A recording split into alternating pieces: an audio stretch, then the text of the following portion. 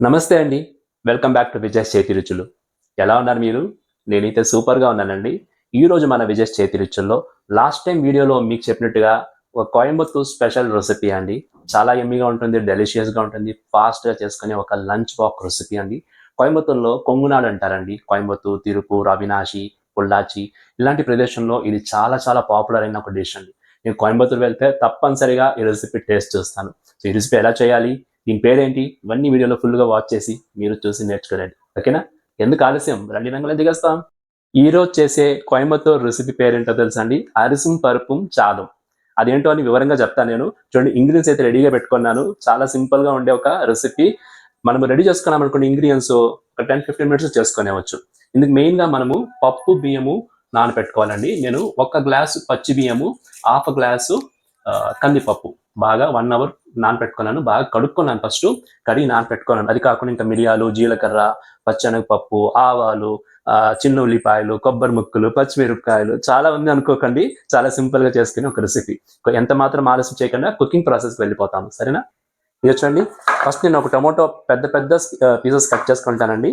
ఒకటి చాలండి, ఎందుకంటే మనము చూసారు కదండి, 1 గ్లాస్ బియ్యము, 1 గ్లాస్ హాఫ్ గ్లాస్ పప్పు తీసుకున్నాను అంతే. ఇది ఒక 3 పీపుల్ టు 4 పీపుల్ తీసుకోవచ్చండి, చాలా బాగుంటుంది. సో ఇలా పెద్ద పెద్ద ముక్కలుగా మీరు టొమాటోస్ కట్ చేసుకోండి.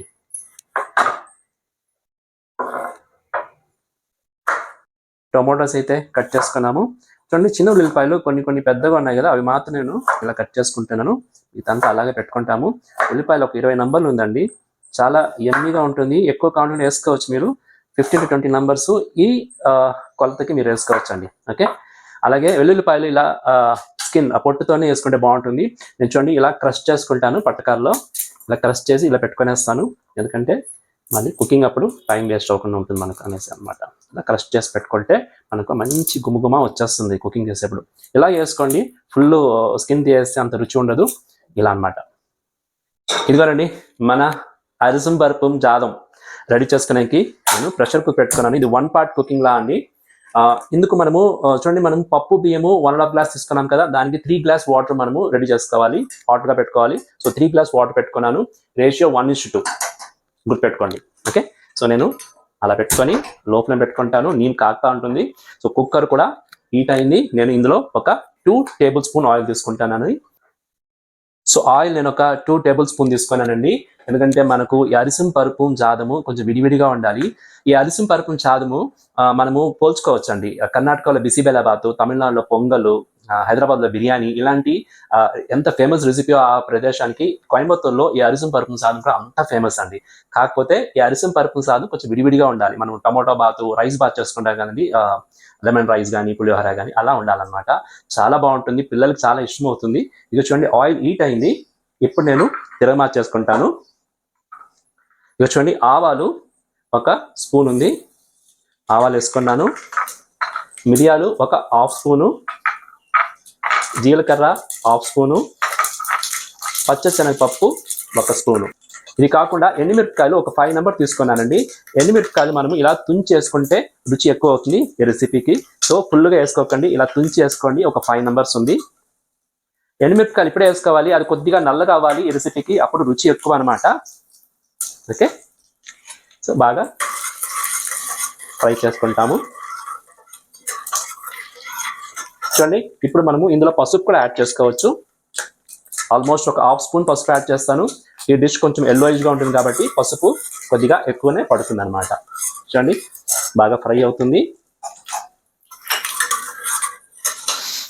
మంచి గుమగుమలు వచ్చేస్తుందండి. అయిందా?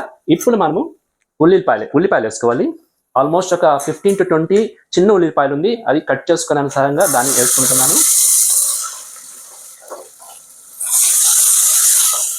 అలాగే వెల్లుల్లిపాయలు ఒక 7-8 నంబర్స్ ఉంది, దాన్ని కూడా క్రష్ చేసుకున్నాను కదా అప్పుడే, దాన్ని వేసుకున్నాను.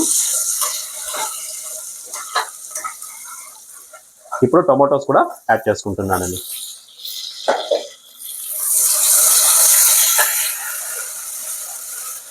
ఆనియన్స్, టొమాటోస్ అన్ని బాగా ఫ్రై అవుతుందండి.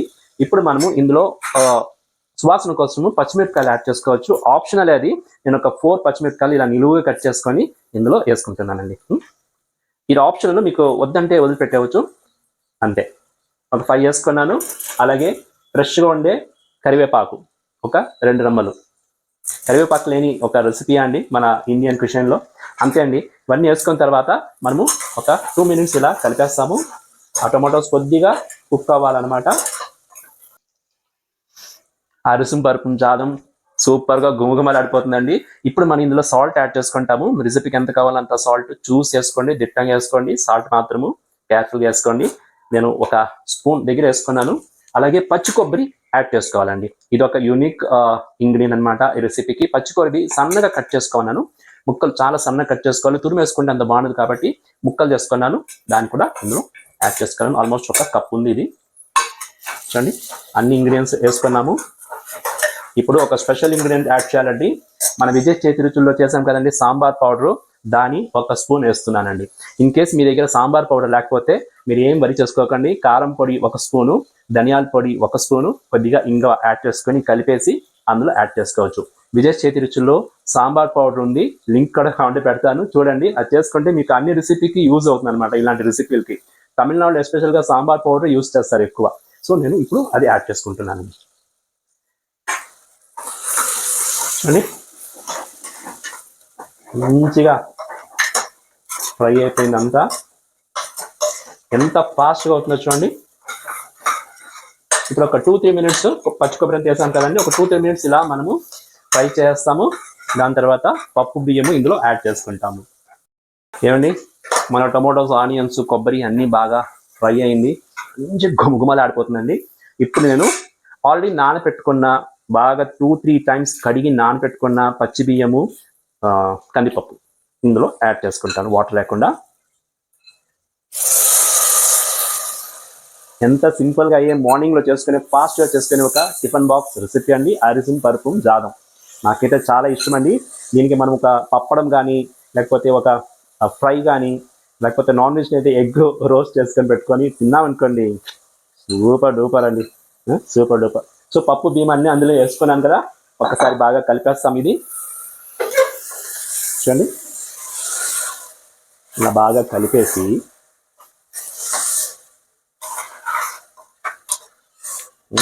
మనం ఇందులో వాటర్ యాడ్ చేసుకోవాలండి.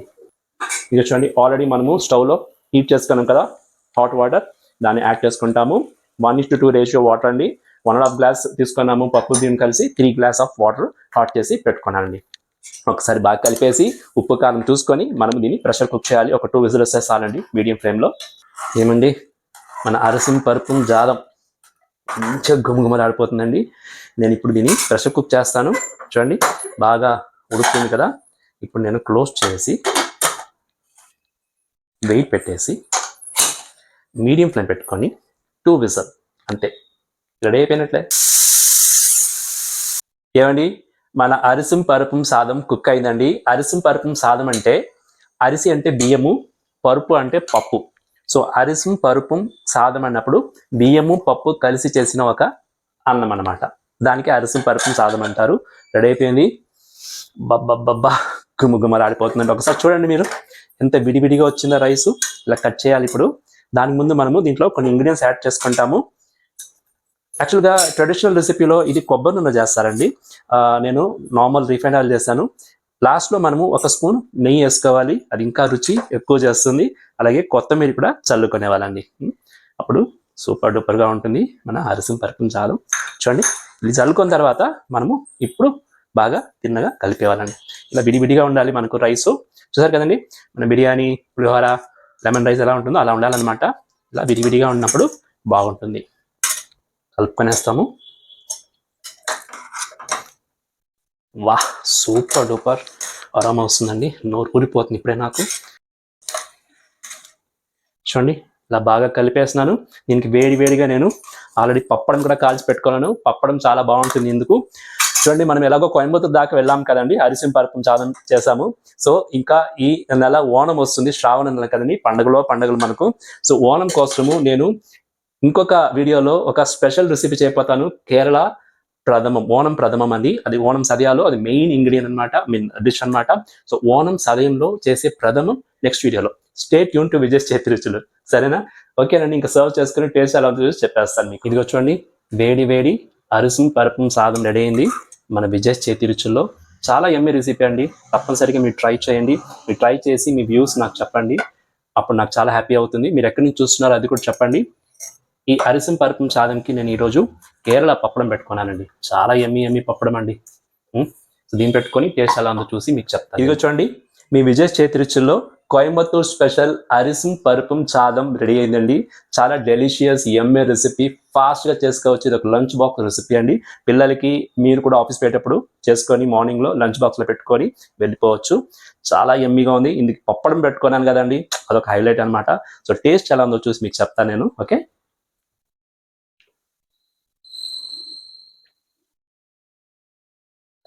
వేరే లెవెల్ అండి, సూపర్ డూపర్. అప్ప ఎంత బాగుందో తెలిసిన, చాలా అదిరిపోయిందండి. రుచి కమ్మగా అక్కడ కొబ్బరి ముక్కలు వస్తుంది.